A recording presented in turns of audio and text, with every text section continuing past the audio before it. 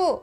네? 오늘 이니셔티브에 대해서 몇 개 물어보고 싶은데 시간 괜찮으세요? 물어봐도 될까요? 그럼요. 근데 왜 내 손에 이게 들려있지? 이니셔티브가 딱 들려있네. 아, 이게 새로 나온 책이어가지고 때마치 딱 들고 계셨나봐요. 네, 교재 새로 만들었죠. 네, 맞아요. 네, 이번에 업그레이드도 하고.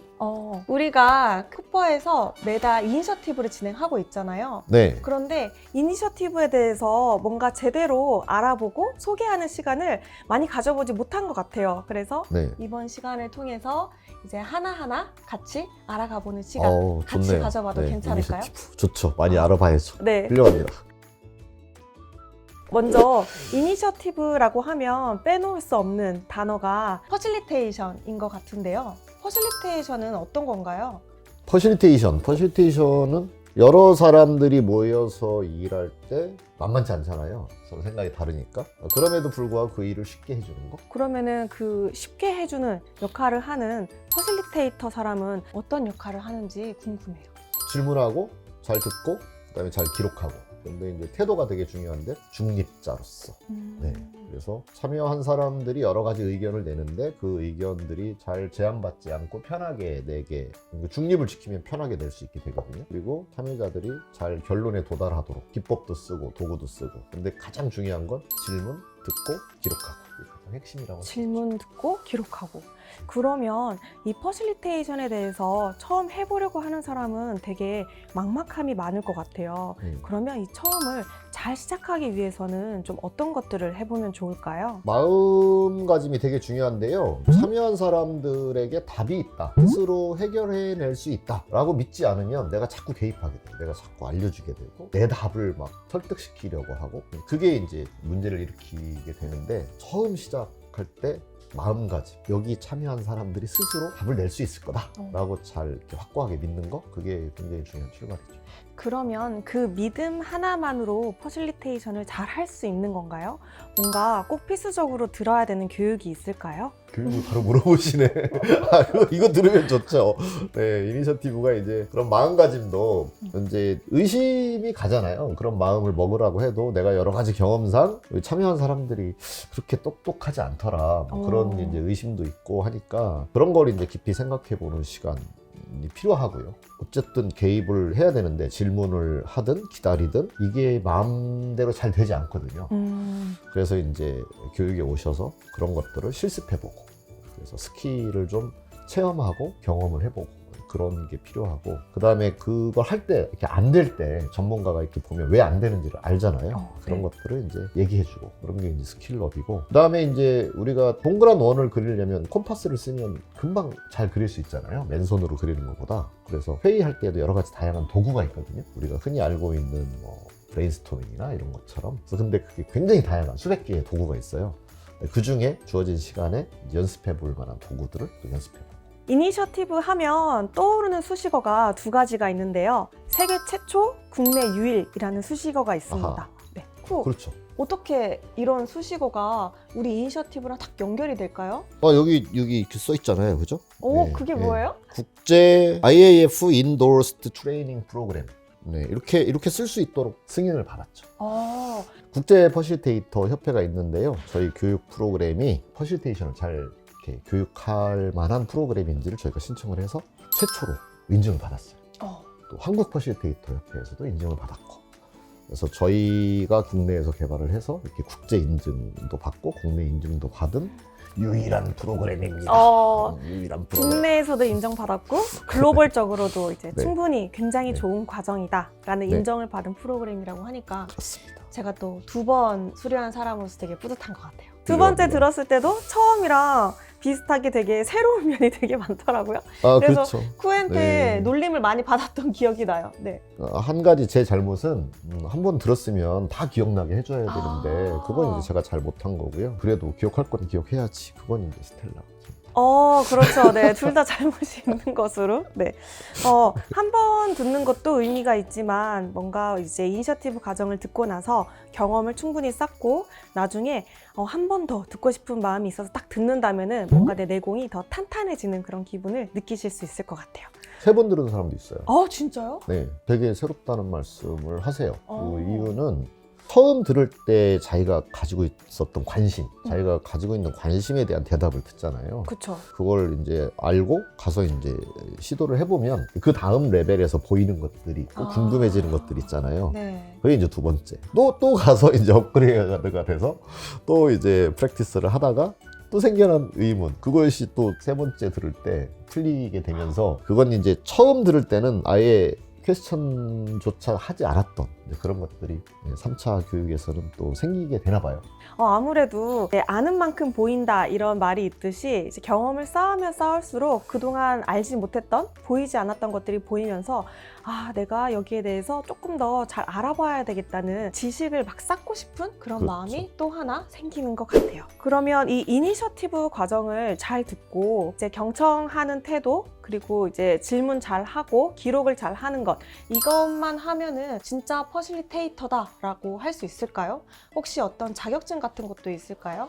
자격증이 있어요. 본인 스스로가 내가 지금 어느 정도 수준에 올라왔는지 나를 퍼실리테이터라고 말할 수 있는지 그게 사실 애매하잖아요. 한국 퍼실리테이터 협회도 있고 국제 퍼실리테이터 협회도 있고 자격증을 신청을 해서 자격을 취득할 수 있죠. 제 3자가 볼 때 본인의 명함에 퍼실리테이터라고 이렇게 써놓으면 퍼실리테이터라고 불러야 되잖아요. 그렇죠. 근데 실력이 있는지 없는지를 알 수가 없잖아요. 검증할 길이 바로 없죠. 네, 그래서 이제 제 3자가 의뢰를 할 때에도 그래도 자격을 가진 사람에게 의뢰를 하는 것이 조금 안심이 된다.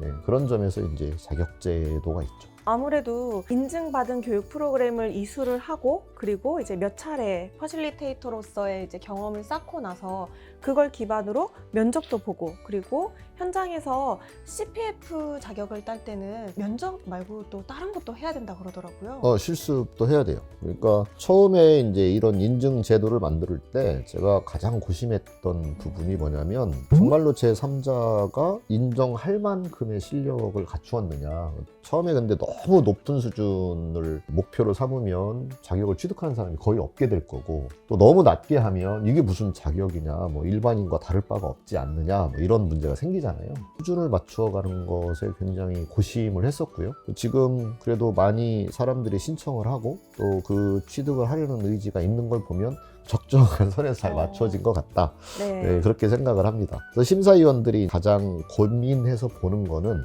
그런 역량을 갖추었느냐일 거잖아요. 그래서 처음 CF 레벨에서는 에세이를 써낸 것을 보고 그럼 이분이 퍼실리테이션을 좀 알고 있구나. 그 다음에 이제 면접에서 물어보는 거죠. 대답을 하는 걸 보면 저희가 짐작할 수 있잖아요.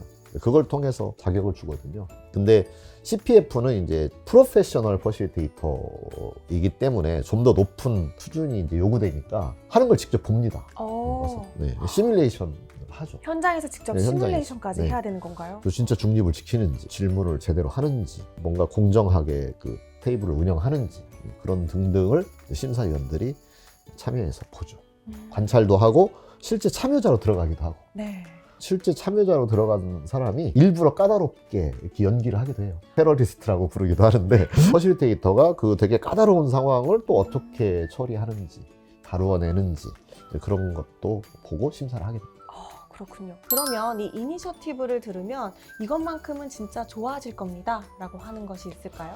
이니셔티브는 본질을 깊이 다룹니다. 다양한 도구를 다루지만 그 다양한 도구를 다루는 그 밑에 깔려있는 본질, 왜 중립을 지켜야 되고 사람들은 그것을 지켜나가는 데서 왜 어렵고 그다음에 참여자들이 누구는 말을 많이 하고 누구는 말을 많이 하지 않는 그런 밑에 깔려있는 심리적인 이유들이 무엇이고 이것을 굉장히 깊이 파고들어서 그냥 단지 도구를 적용시키는 수준에 끝나는 것이 아니라 정말로 회의가 결과를 내는 그 과정을 면밀하게 살펴볼 수 있도록 하는 그런 점을 제가 굉장히 주의 깊게 살필 수 있게 진행을 하고 있죠. 네. 국내에서 그 협회에서 인증받은 이런 이니셔티브 같은 퍼실리테이션 과정이 되게 여러 개가 있는 걸로 제가 알고 있는데요. 네. 그러면 쿠가 봤을 때 뭔가 우리만의 다른 차별점? 이런 것이 어떤 게 있을까요? 네, 좀 전에 말씀드렸던 그런 본질적인 측면들을 깊이 다루어내는 부분이 저희가 일단 자랑하는 부분이고요. 다른 프로그램들도 그것을 얼마큼까지 다루는지를 제가 정확히 알지는 못하지만 적어도 저는 그 본질이 흔들리지 않도록 하는 거에 있어서 굉장히 중요하게 다루고 있고, 그래서 많은 수강자들이 쿠퍼의 퍼실리테이션은 철학이 강하다 이런 말씀들을 네, 하시죠. 맞아요. 네. 되게 좋아하시네요. 네. 그거 그게 가장 말하니까. 특장점인 것 같아가지고, 네. 네. 그래서 퍼실리테이션 하면 중요한 그런 도구, 방법론 이런 것뿐만 아니라 철학적인 부분, 그리고 이제 마인드셋 이런 것까지 네. 굉장히 중요하게 다루는 게 우리 쿠퍼의 이니셔티브 과정의 굉장히 차별화된 점이라고 할 수 있을 것 같아요. 이니셔티브 과정은 3일이라는 긴 기간 동안 풀타임으로 진행하는데요. 어떻게 이렇게 3일 정도의 시간을 써서 과정을 만들어야겠다 이런 생각을 하시게 되셨어요? 네, 그 이니셔티브가 목표로 삼는 게 뭐냐면 회의가 잘 되고 잘 되지 않는 이유에 대하여 명확하게 알게 한다. 네, 그거예요. 거기에는 철학도 깔려 있고 이론도 깔려 있고 스킬, 도구 이게 다 필요한 거죠. 그래서 그걸 다 알게 하는 게 이제 목표예요. 그래야 나중에 돌아가셔서 회의를 잘 하거나 또는 잘 안 됐을 때 뭐 때문인지를 알 수 있잖아요. 그래야 퍼실리테이터가 될 수 있기 때문에 그게 목표인데, 그 목표를 달성하려다 보니까 한 4일 정도 필요해요. 4일이요? 네, 실은 4일 정도 필요한데 네. 웬만한 사람은 4일을 빼기 너무 힘들 것 같아요. 맞아요. 네. 그래서 현실적인 이유로 3일로 압축한 과정이다 이렇게 보시면 됩니다. 그러면 이걸 배우면 바로 퍼실리테이터가 되느냐? 결코 그렇지 않고요. 저는 5년 정도를 수련해야 퍼실리테이터로서의 전문가가 될 수 있다라고 생각을 합니다. 그러면 이니셔티브 3일은 뭐죠? 아까 말씀드린 것처럼 그 회의가 잘 되고 안 되는 것에 대하여 명확하게 알고, 그 다음에 그것을 연습해 볼 수 있는 실습, 그래야 돌아가서 계속해서 시도해 볼 수 있으니까요. 그게 이제 이니셔티브의 목표다 이렇게 말씀드릴 수 있습니다. 네. 이 3일이라는 시간 동안 알차게 배우는 건 너무 좋은데요. 가격이 좀 우리나라에 있는 교육 프로그램 중에서는 좀 많이 비싼 편인 것 같아요. 그런가요? 네. 저는 저희 교육의 퀄리티에 비해서는 저렴한 편이다 이렇게 생각을 하고 있습니다. 저렴한 가격은 아니라고 볼 수 있어요. 특히 이제 외국에서 도입한 어떤 프로그램들과 비교했을 때는 사실은 퀄리티 대비 결코 비싼 금액은 아니고, 제가 이제 제시하고 싶은 가이드라인이 교육이 그만큼의 퀄리티가 있고 그만큼의 가치를 추구하시는 분들이 모여서 들으셨으면 하는 기대도 있어요. 네, 그래서 이 정도의 시간과 비용을 들여서 나는 꼭 배우고 싶다 하시는 그렇죠. 분들. 네, 그리고 저는 그 이상의 가치를 충분히 제공해 드리겠다라고 하는 제 나름의 약속이 있는 거고요. 그렇게 이해해 주시면 좋을 것 같습니다. 이번 3월에 이니셔티브가 개편이 되면서 되게 많은 것들이 바뀌었다라고 들었어요. 네. 주로 어떤 것들이 바뀌었나요? 인증교육이어서 여기 있는 교육 내용을 확 뜯어 고치거나 그러지는 않았습니다. 왜 그러냐면 그동안의 내용이 좋았기 때문에 그 좋은 걸 버릴 필요가 없잖아요. 그렇죠. 네. 하지만 이제 시대가 바뀌고 세상이 바뀌어 가니까 그런 약간의 업데이트들을 시도를 했고요. 그동안 교육하면서 쌓였던 노하우들을 조금 더 이렇게 함축적으로 집어넣는 노력을 이번에 했다.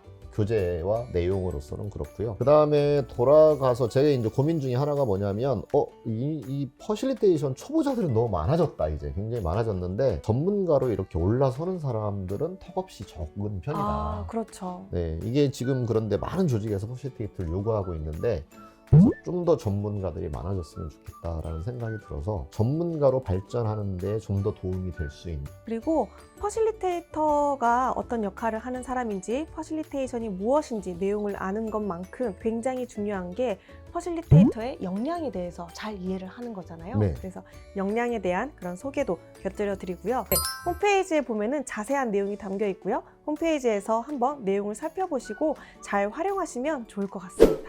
그리고 마지막으로 굉장히 많은 이니셔티브 과정을 진행을 하면서 굉장히 기억에 남는 참여자들도 있었을 것 같아요. 가장 기억에 남는 분은 외국에서 오신 분들. 뭐 국내에서 당연히 여기저기에서 많이 오실 거잖아요. 네.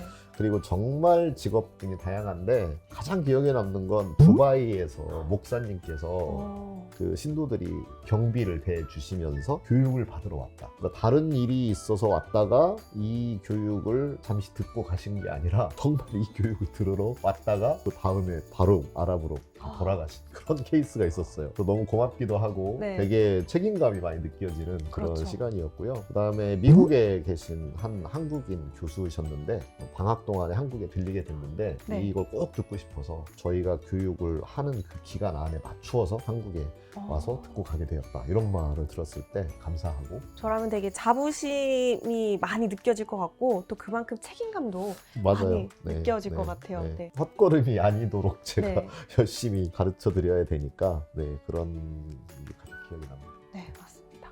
그리고 제가 이제 학습자로 이렇게 참여했을 때 되게 인상 깊었던 분들이 처음 시작할 때 왔을 때는 표정이 되게 어두우시다가 그 3일이 딱 지나고 났을 때 나 뭔가 할 수 있을 것 같아, 나 뭔지 알 것 같아 라고 하면서 표정이 환하게 바뀌시는 분들을 되게 많이 봤었어요. 맞아요. 네. 저도 그게 참 인상적이기도 하고 고마운 일인데 이렇게 딱 문을 들어설 때 뭔가 이 업무에 약간 중압감, 네. 이렇게 뭔가 좌절 막 이런 것들이 표정에 좀 담겨 있거든요. 그렇죠. 네. 내가 이걸 배워서 정말 뭔가 바꿀 수 있을까? 그런 약간 부정적인 생각이 들기도 하고요. 네. 근데 이제 배우고 나서 3일이 지났을 때는 돌아가서 내가 이렇게 하면 내가 나한테 있었던 그런 어려운 난제들이 해결될 수도 있겠구나라는 그런 이제 희망이 얼굴에 확실히 좀 더 네. 많아지는 걸 보면서 그게 이렇게 딱 눈에 띄니까 그럴 때 되게 기분이 좋죠. 네, 맞습니다. 여기까지 저희 쿠퍼의 이니셔티브 과정에 대해서 같이 한번 자세히 살펴봤습니다. 네, 해서 쿠퍼의 이니셔티브 과정에서 많이 뵀으면 좋을 것 같습니다. 네, 감사합니다. 감사합니다.